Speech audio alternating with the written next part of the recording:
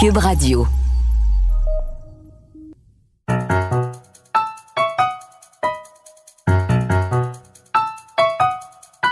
Ici Mathieu Bock-Côté et bienvenue aux Idées mènent le monde.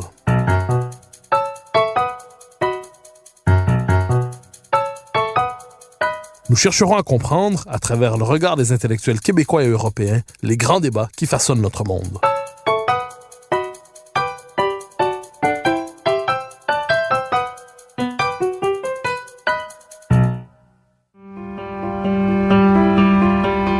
Dans le cadre de la présente crise qui nous secoue et ébranle les fondements de notre société, j'ai décidé de poursuivre cette émission sous un format nouveau, temporaire probablement, mais qui, je l'espère, ne sera pas sans intérêt.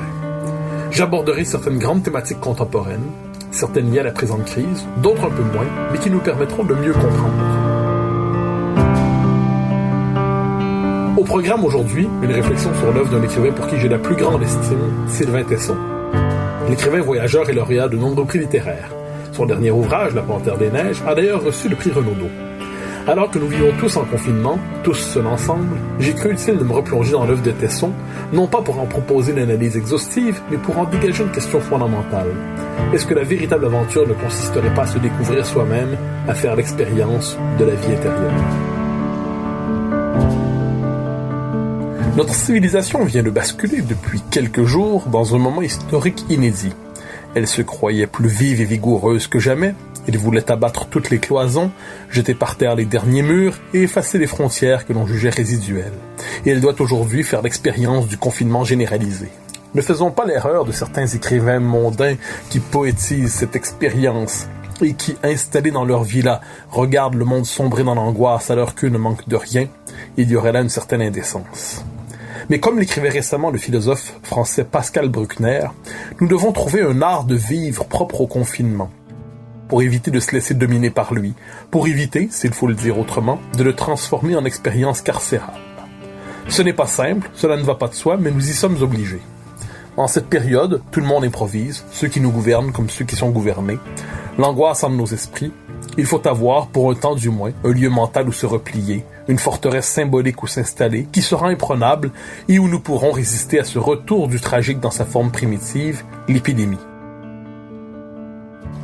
Et naturellement, pour plusieurs d'entre nous, cette base de repli ne peut être que la lecture, et plus particulièrement la littérature. Non pas pour passer le temps, comme on dit, mais pour chercher, à travers elle, un sens aux événements, à tout le moins pour essayer d'en dégager un. Jusqu'à son dernier souffle, l'homme n'est jamais complètement battu. Il peut se battre, il peut renaître. Et dans les circonstances, il peut le faire en renouant avec les exigences délicieuses de la concentration, en tournant les pages des grands livres, à travers lesquels l'expérience humaine se transforme en exploration existentielle. Et c'est dans cet esprit que je voudrais vous présenter aujourd'hui un écrivain pour qui j'ai une admiration immense et dont l'œuvre peut nous permettre de réfléchir à ce qui nous arrive. Cet écrivain, c'est Sylvain Tesson. C'est un de nos contemporains. Et permettez-moi d'en dire quelques mots avant de me plonger avec vous dans certains de ses livres.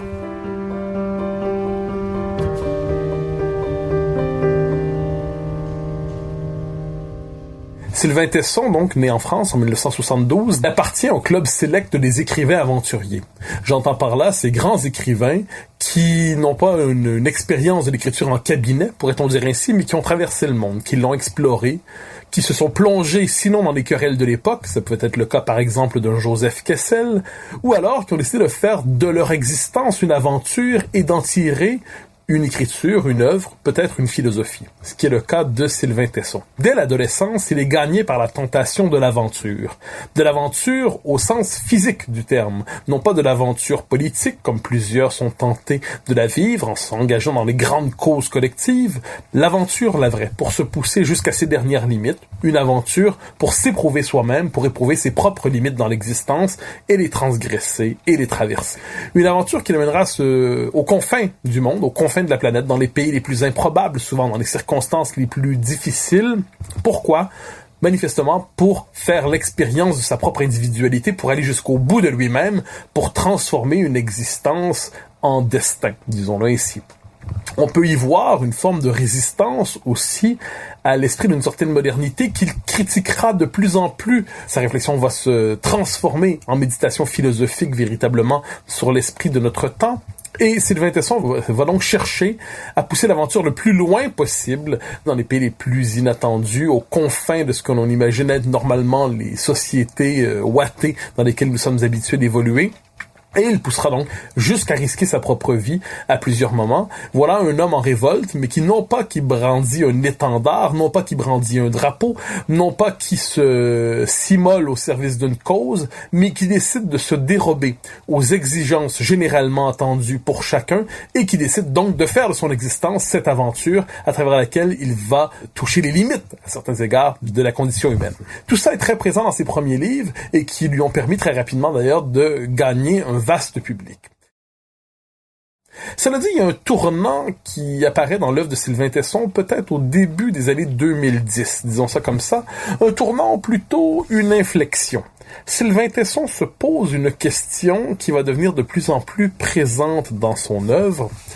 Se pourrait-il que la véritable aventure soit la découverte de la vie intérieure? Alors voilà un jeune homme qui aimait non pas s'étourdir, mais se lancer dans les aventures, je l'ai dit, les plus extrêmes, les plus difficiles, où le courage physique était toujours mobilisé de la manière la plus manifeste, la plus surprenante.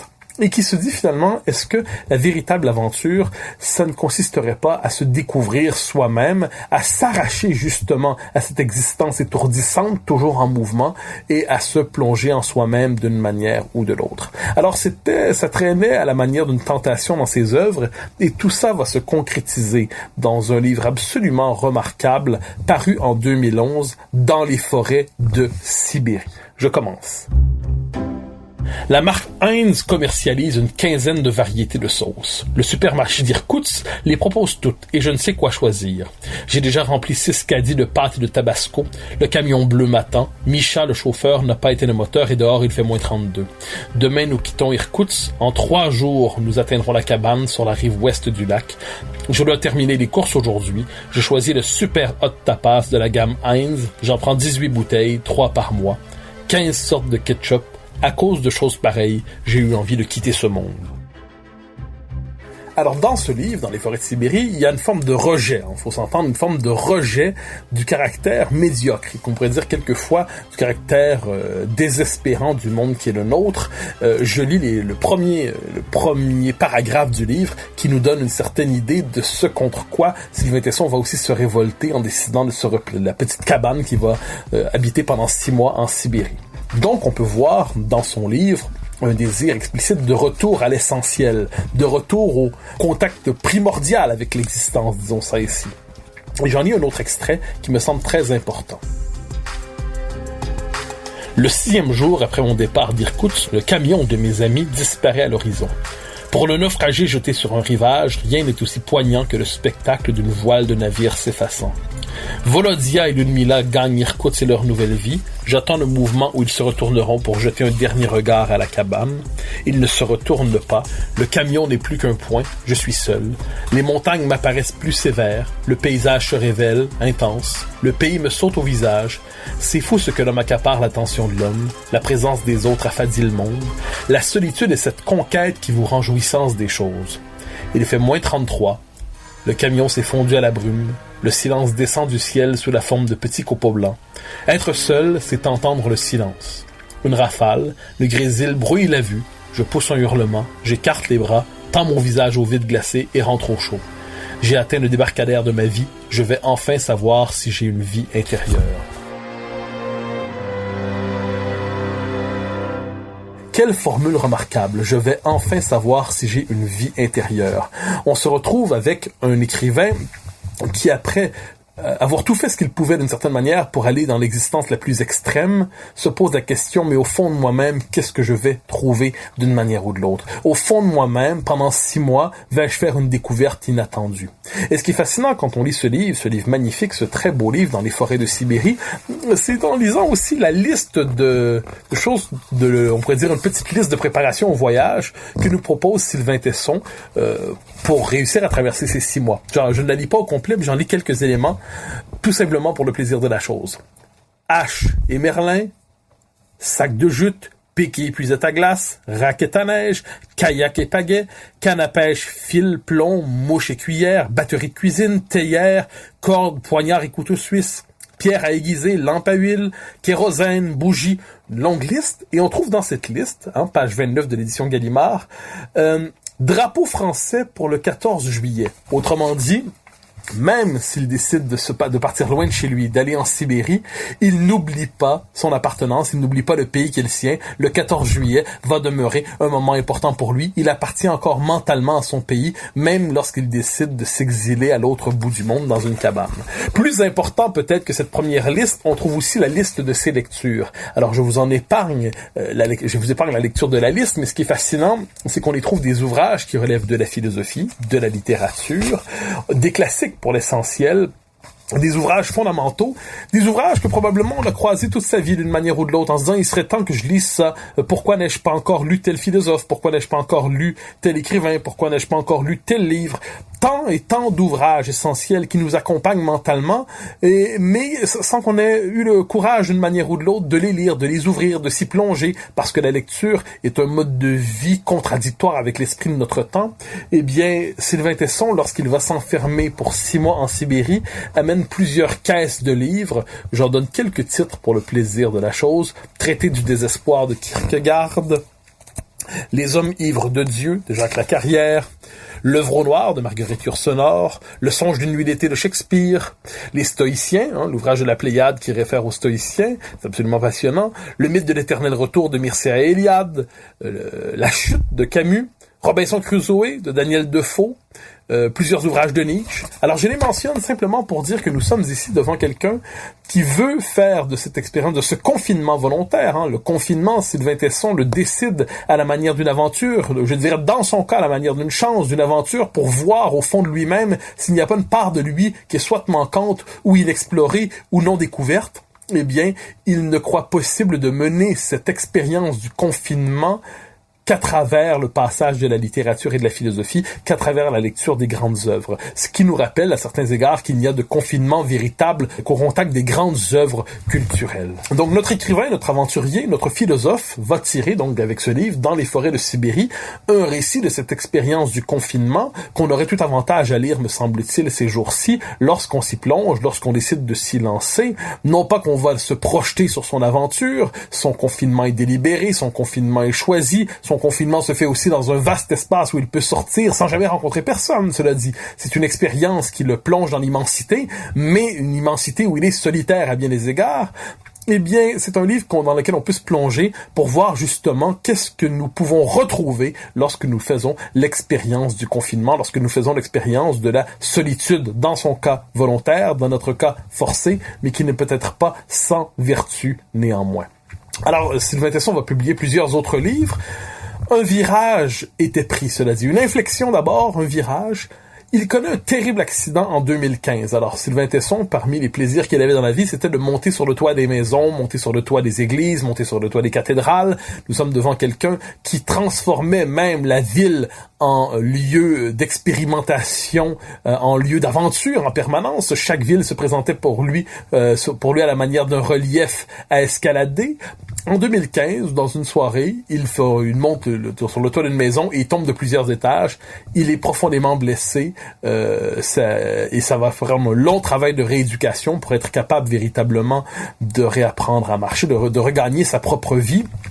Il nous raconte ça un peu dans le livre Une très légère oscillation, qui est un journal. Il va réapprendre véritablement à faire l'expérience de son corps, lui qui avait tellement mobilisé son corps, qui avait tellement exigé de son corps, notamment en montant régulièrement les marches de Notre-Dame, qui aujourd'hui est connu un mauvais sort, nous le savons. Donc il va monter les marches de Notre-Dame très régulièrement pour véritablement se refaire une santé, pour redonner du tonus à son corps, pour être capable de reprendre à certains égards sa vie d'aventure. Et la vie d'aventure se poursuit pour Sylvain Tesson. Non plus sous le signe du confinement ensuite, mais toujours de la solitude à certains égards. Ça nous est raconté dans un livre magnifique, Sur les chemins noirs. Un livre qui est paru chez Gallimard en 2016, si je ne me trompe pas, en 2016, oui. Et Sylvain Tesson, dans Sur les chemins noirs, décide l'exotisme change de visage pour lui. Jusque-là, l'exotisme pour lui, c'était le Kazakhstan, c'était le Kirghizistan, c'était la steppe, c'était le parcours des Mongols. Eh bien non, maintenant, un nouveau visage de l'exotisme pour Sylvain Tesson, se pourrait-il que l'exotisme se trouve chez soi. Donc, qu'est-ce qu'il va faire? Il va véritablement se mettre à marcher en France, mais non pas dans les circuits touristiques consacrés, balisés, que nous sommes tous appelés à emprunter d'une manière ou de l'autre quand on veut faire de grandes expéditions. Non, Sylvain Tesson va décider et ça va nous être raconté dans son livre Sur les chemins noirs, de faire une expérience nouvelle de la marche, la marche qui prend tant d'importance dans nos vies ces jours-ci, une expérience nouvelle de la marche. Il va aller découvrir son pays. Il va aller découvrir son pays dans les zones qui n'ont pas été soumises, appelons ça, au développement moderne le plus encadré par la rationalité moderne et technocratique et économique. Un livre absolument magnifique sur les chemins noirs qu'il vaut la peine de lire et qui est un livre à la fois d'écrivain, je l'ai dit, et de philosophe de plus en plus, de philosophe véritablement qui médite à travers cet ouvrage de plus en plus explicitement, et j'y reviendrai dans quelques instants, sur le caractère étouffant d'une certaine modernité, sur le caractère étouffant d'une existence où nous sommes enrégimentés, où nous sommes homogénéisés, massifiés, une existence qui empêche l'individu de faire l'expérience de sa propre singularité. Et Sylvain Tesson, de ce point de vue, nous dit dans Sur les chemins noirs, eh bien, je vais découvrir mon propre pays sous le signe de l'exotisme, donc je ne vais pas le découvrir à partir des cartes officielles, des images consacrées de cartes postales, non, je vais faire la découverte de mon pays tout autrement. Je vais chercher à y voir ce qu'on n'y voit pas encore. Je vais chercher à y retrouver aussi ma liberté. On est avec un homme qui était brisé physiquement, qui a été placé pendant 8 jours en coma artificiel, qui a dû réapprendre à marcher, qui a dû réapprendre à parler à certains égards, qui a dû réapprendre véritablement sa propre existence à vivre et qui va décider de faire cette longue marche, comme on dit, de faire cette longue promenade, de faire cette longue aventure en son propre pays, dans les chemins oubliés, dans les chemins dérobés, pour véritablement retrouver le sens de sa propre liberté, le sens de sa propre existence.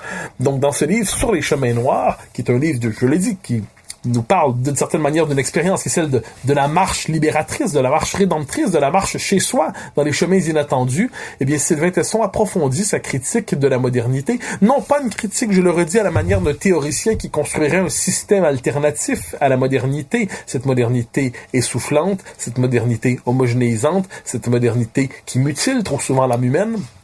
Non, il va véritablement proposer une réponse par l'exemple, sans même chercher à se donner un exemple probablement, tout simplement en racontant la manière qu'il a d'aborder l'existence dans l'époque qui est la nôtre. Et cette critique de la modernité, autrement dit, elle est incarnée dans un parcours, mais un parcours qui se donne dans un livre, Sur les chemins noirs, un parcours qui est aussi celui d'un homme qui est de plus en plus philosophe, qui médite sur le monde moderne, qui médite sur ses dérives, qui médite sur sa capacité à étouffer la part la plus créatrice en l'homme. C'est une expérience qu'il va poursuivre dans un autre ouvrage, le plus récent d'ailleurs, qui mérite qu'on s'y attarde un peu, La Panthère des Neiges. Alors, il va aller avec certaines personnes dans une forme de voyage photographique dans l'Himalaya. Mais un voyage pour aller véritablement à la rencontre de cet animal, la Panthère des Neiges.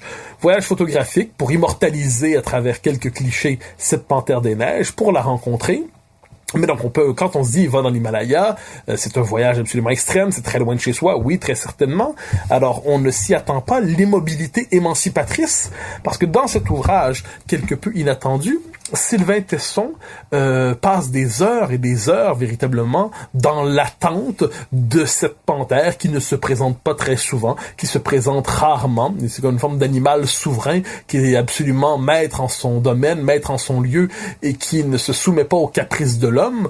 Eh bien, ce qui est absolument fascinant dans cet ouvrage, c'est une expérience de l'immobilité et peut-être à travers cela une volonté de retrouver une certaine plénitude dans sa capacité à s'intégrer au monde, presque à se laisser absorber par lui. Une volonté de plénitude, une volonté de retrouver le monde véritablement dans sa plénitude, de ne plus accepter cet arrachement de l'homme au monde, de s'y fondre.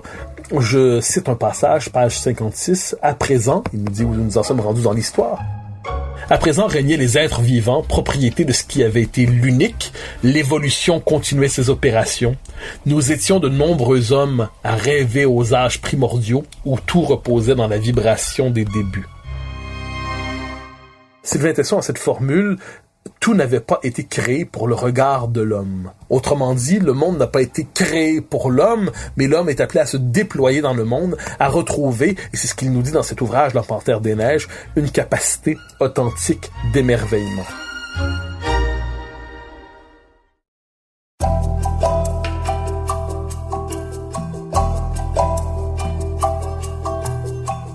Dans un très beau livre, Un été avec Homère, paru aux éditions de France Inter, aux éditions de l'Équateur en 2018, pardonnez-moi. Un ouvrage tout à fait remarquable, où Sylvain Tesson décide toujours dans cette idée d'un retour aux origines, dans un retour à la source originelle de la vie, ou dans ce cas-là de notre civilisation, de relire Homère. Homère, le grand poète grec, donc relire l'Iliade, qui est le récit de la guerre de Troie, et l'Odyssée, qui est celui du retour d'Ulysse à Ithaque, de replonger dans ce moment originel sur le plan philosophique, sur le plan littéraire, sur le plan de la création de l'imaginaire de la civilisation européenne, de la civilisation occidentale. Dans ce livre, Sylvain Tesson confesse, dans Un été avec Homère, il confesse sa vision de l'être humain véritablement. J'en cite un passage. Je crois à cela, l'invariabilité de l'homme. Les sociologues modernes se persuadent que l'homme est perfectible, que le progrès le bonifie, que la science l'améliore. Fadaise! Le poème homérique est immarcessible car l'homme, s'il a changé d'habit, est toujours le même personnage, mêmement misérable ou grandiose, mêmement médiocre ou sublime, casqué sur la plaine de Troie ou en train d'attendre l'autobus sur les lignes du siècle XXIe. En d'autres mots, l'homme ne change pas, la nature humaine ne change pas, mais la civilisation, d'une époque à l'autre, met de l'avant certaines des qualités humaines, en refoule d'autres, met de l'avant certains défauts, en étouffe d'autres. Eh bien, en se plongeant dans Homère, on pourrait dire que Sylvain Tesson cherche à retrouver certaines des qualités enfouies, oubliées, mutilées, niées de notre civilisation. C'est aussi une réflexion, quelquefois, qui n'est pas sans dimension politique. J'en cite un passage qui m'a toujours marqué, page 39. Et Homère l'assène, on ne peut espérer un retour sans idée fixe. Seule l'opiniâtreté triomphe des tempêtes. Seule la constance mène au but. Cet enseignement frappe la bannière homérique. La longueur de vue, la fidélité constituent les plus hautes vertus. Elles finissent par remporter le combat contre l'imprévu, ne pas déroger, seul honneur de la vie. Un autre passage qui mérite d'être commenté, page 42, celui-là. Les îles ne communiquent pas. Voilà l'enseignement homérique. La diversité impose que chacun conserve sa singularité. Maintenez la distance si vous tenez à la survie du divers. Sylvain Tesson nous dit, à la lecture d'Homère, que la véritable diversité du monde, c'est la capacité pour chaque groupe humain de conserver sa singularité. Un autre passage qui mérite lecture, page 68. Achille lutte pour ne pas être noyé. Et si nous autres, les hommes, nous étions comportés à l'égard de la nature comme Achille envers les dieux, nous avons dérégulé l'équilibre, nous avons dépassé les bornes, harassé le monde, fait disparaître les animaux, fondre les glaces, s'acidifier les sols. Et aujourd'hui, notre fleuve, Scamandre, c'est-à-dire toutes les manifestations du vivant, sort de son silence pour signaler nos excès. En termes écologiques, on dit que les signaux d'alerte sont dans le rouge. En termes mythologiques, on dit que les fleuves débordent de dégoût. Nous sommes, comme Achille, poursuivis par les eaux. Nous ne comprenons pas encore qu'il faut ralentir notre course vers ce gouffre que nous continuons sottement à appeler le progrès. Alors, je me rapproche peu à peu de la fin de cette émission, mais j'aimerais réfléchir sur ce dernier élément qui me semble absolument fondamental. En revenant sur la crise qui est la nôtre en ce moment, cette espèce de crise de civilisation sous forme pandémique. Nous sortirons de cette crise, assurément. Nous sortirons de cette étrange aventure qui durera quelques semaines, quelques mois, quelques années, qu'en savons-nous pour l'instant, qui bouleverse notre civilisation, qui la fragilise comme jamais.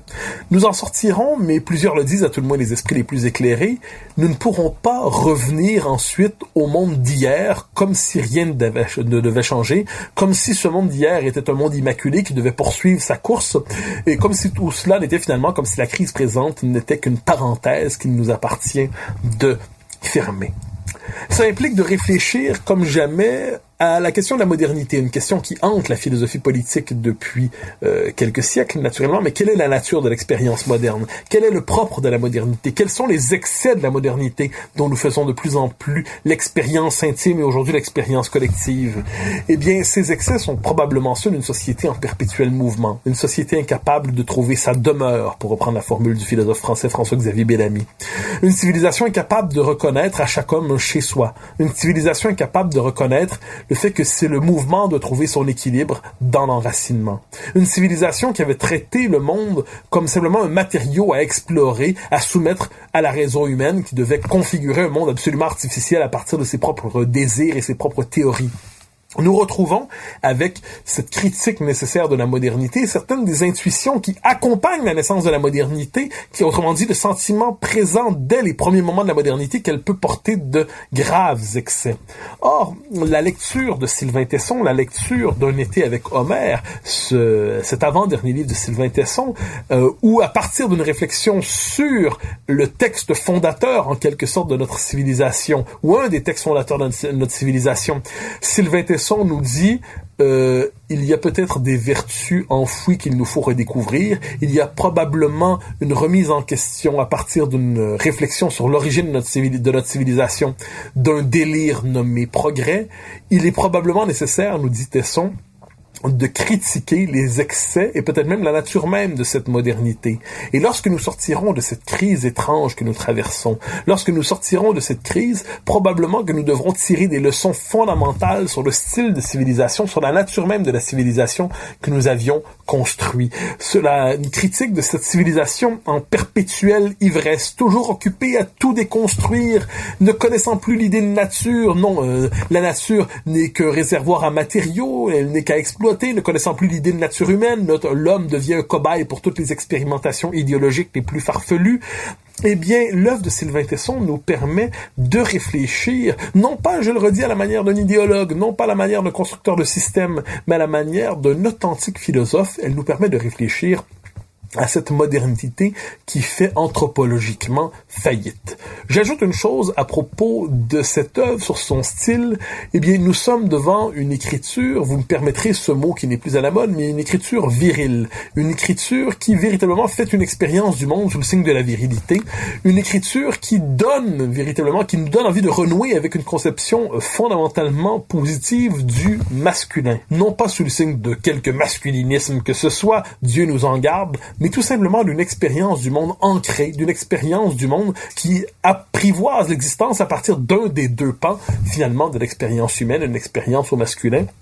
Alors nous sommes devant une œuvre qui permet véritablement de renouer avec une expérience intime de la critique de notre civilisation, non pas une critique désincarnée, théoricienne, idéologisante, mais une critique qui véritablement s'est vécue sous le signe de l'expérience. J'ajoute que dans ce livre de Sylvain Tesson, Un été avec Homère, il s'est replié encore une fois sur une île, cette fois pour une île grecque, pour être capable d'écrire ce livre, donc de lire Homère et d'en tirer cet ouvrage. Il a encore une fois dû faire l'expérience, non pas du confinement, n'exagérons pas, mais de la solitude pour tirer de lui-même une méditation valable ensuite pour tous les hommes. Car l'existence héroïque, l'existence à laquelle Tesson lui-même s'est soumis dans sa propre existence individuelle, porte un envers, c'est le désir quelquefois d'un certain repos, d'un certain calme. J'en cite un passage toujours de ce très beau livre, Un été avec Homère, page 140. L'Odyssée n'est-elle pas l'immense et simplissime effort d'un homme qui aura conquis des murailles, goûté à tous les fastes, vécu toutes les aventures, et voudrait bonnement recouvrer la valeur de la vie et vieillir doucement le reste de son âge dans son palais reconquis? L'héroïsme parfois fatigue le héros, il aspire à rentrer. Autrement dit, l'homme a besoin d'un chez-soi, l'homme a besoin d'un endroit où se replier, l'homme a besoin d'un endroit où véritablement cultiver sa vie intérieure, où se reposer, en fait, je dirais tout simplement, d'un endroit où s'apaiser, où avoir une existence apaisée. Et de ce point de vue, je le redis, ce seront mes derniers mots, à travers ces ouvrages, probablement les plus récents, mais je dirais l'ensemble des ouvrages, l'œuvre de Sylvain Tesson se présente à la fois comme une écriture magnifique, une écriture de grand écrivain, véritablement, il faut le dire, mais aussi d'une écriture qui devient celle d'un philosophe qui médite sur les tourments de notre monde, d'un philosophe qui ne se laisse pas enfermer dans quelque chapelle que ce soit, un philosophe qui n'est pas un militant, un philosophe philosophe qui incarne dans son existence une certaine manière d'habiter le monde, de ne pas se laisser aplatir, d'affirmer sa singularité, sans pour autant verser dans une espèce d'égotisme délirant.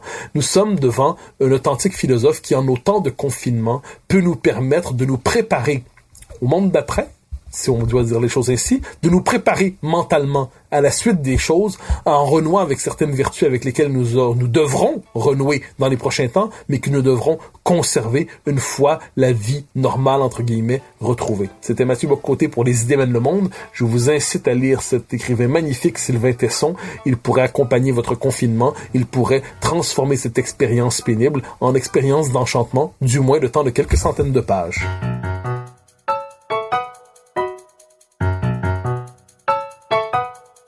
Chers auditeurs des Idées mènent le monde, vous pouvez faire connaître le balado sur vos réseaux sociaux en partageant les épisodes que vous aimez. Cela nous donne à chaque fois un fier coup de main pour faire découvrir le balado. Ainsi, si vous écoutez sur une autre plateforme que Cube Radio, laissez-nous un commentaire. C'est encore une fois un geste qui nous permet de faire connaître la série au plus grand nombre. Merci à vous d'être à l'écoute. Vous pouvez me suivre sur Twitter et sur Facebook. Vous pouvez également lire mes chroniques chaque mardi, mercredi, jeudi et samedi dans le Journal de Montréal. Et chaque semaine, vous pouvez me suivre à la Joute à TVA. Animation et recherche, Mathieu Bock-Côté. Réalisation, Anne-Sophie Carpentier. Une production Cube Radio.